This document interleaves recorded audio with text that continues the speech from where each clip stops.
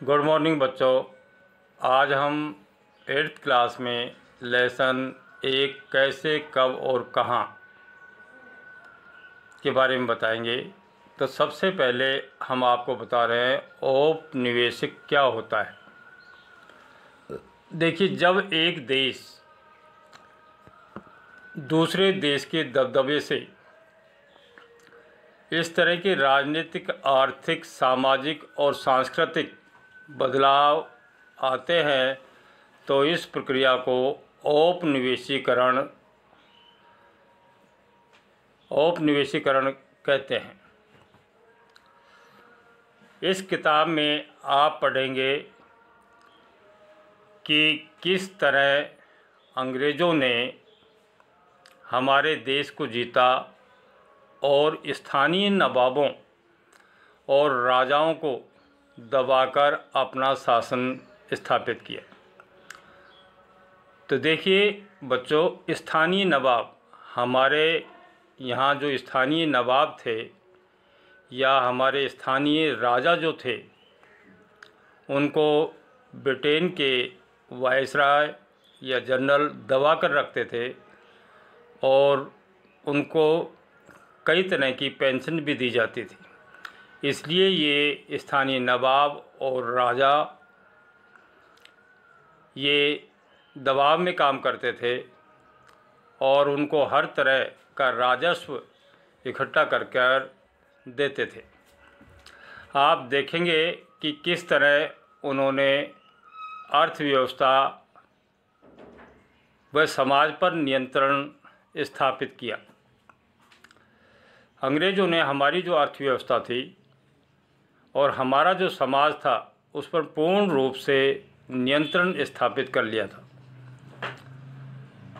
हमारी अर्थव्यवस्था को उन्होंने डामाडोल कर दिया था। अपने सारे खर्चों को निपटाने के लिए राजस्व वसूल किया जाता था। अपनी ज़रूरत की चीज़ों को वे लोग सस्ती कीमत पर खरीदते थे और उसको निर्यात के लिए निर्यात किया जाता था।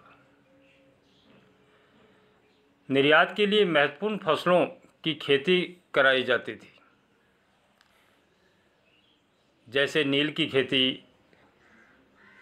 कराई जाती थी और नील भारत से इंग्लैंड जाता था, क्योंकि इंग्लैंड के लिए नील एक महत्वपूर्ण फसलें थी। नील की वहाँ पर बहुत ज़रूरत थी, इसलिए नील की खेती ज़्यादा करवाई जाती थी। और इन सारी कोशिशों के कारण क्या बदलाव आए, आप यह भी जानेंगे कि ब्रिटिश शासन के कारण यहाँ की जो मूल्य मान्यताएँ थी बच्चों, और पसंद नापसंद थी बच्चों, हमारे जो रीति रिवाज थे, हमारे रहने के तौर तरीके थे, ये सभी में बदलाव आए।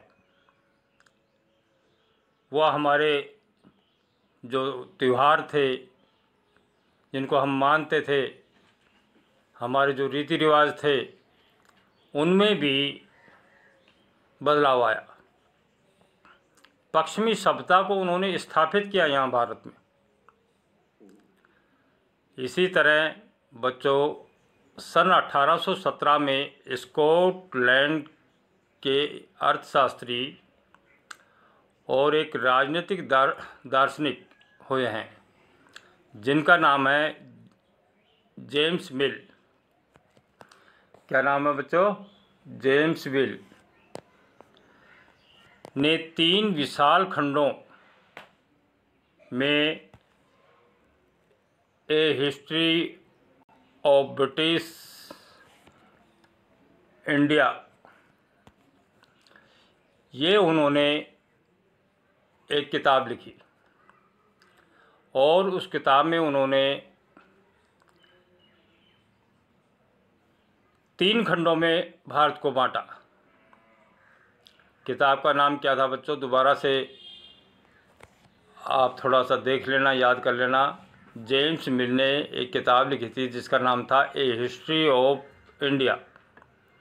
कहने का भाव हिंदी में अनुवाद है ब्रिटिश भारत का इतिहास नामक एक किताब उन्होंने लिखी।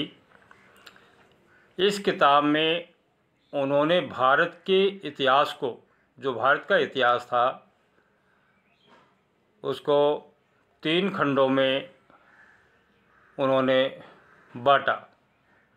वो खंड कौन कौन से थे? हिंदू, मुस्लिम और ब्रिटिश। इन 3 खंडों में, काल खंडों में उनको बांटा। अब देखिए, आप ये जानते हो बच्चों कि अंग्रेज़ों की एक नीति थी। क्या नीति थी? डिवाइड एंड रूल, बांटो और राज करो। वो हिंदू मुस्लिम को आपस में बांटते थे और वो अपना राज स्थापित करते थे। तो ये जो 3 खंड थे, हिंदू, मुस्लिम और ब्रिटिश, इन कालखंडों में बांट दिया। हिंदू क्या कर रहे थे, मुस्लिम लोग क्या कर रहे थे, ब्रिटिश जो हमारे ऊपर राज कर रहे थे वो क्या कर रहे थे। तो ये 3 खंडों में उसको विभाजित कर दिया जेम्स मिल ने। काल खंडों के इस निर्धारण को ज़्यादातर लोगों ने मान भी लिया था। बहुत से लोग ऐसे थे, ये काल जो खंड हैं इनको 3 काल खंडों में जो बांटा था, इन काल खंडों के इस निर्धारण को ज़्यादातर लोगों ने मान भी लिया था। तो बच्चों ये देखिए, आपको औपनिवेशिक बता दिया।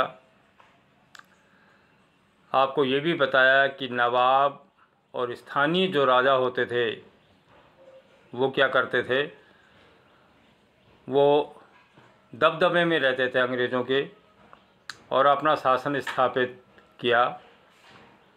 किस तरह उन्होंने हमारी अर्थव्यवस्था को चौपट कर दिया था और हमारे समाज पर उन्होंने नियंत्रण स्थापित कर लिया था।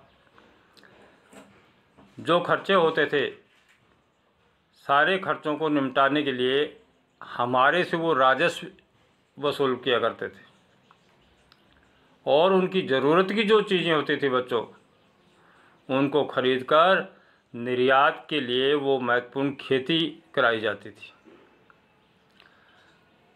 तो ये इस तरह से हमारी जो मूल मान्यताएं, हमारी क्या पसंद है क्या नहीं है बच्चों, हमारे जो रीति रिवाज थे, हमारी जो संस्कृति थी, उसको भी उन्होंने तहस नहस कर दिया था। हमारे रहने के जो तौर तरीके थे उसमें भी बदलाव आए। तो आज के इस चैप्टर में बच्चों मैं आपको बता रहा हूँ कि इतना ही। कल आपको नेक्स्ट और बताएंगे।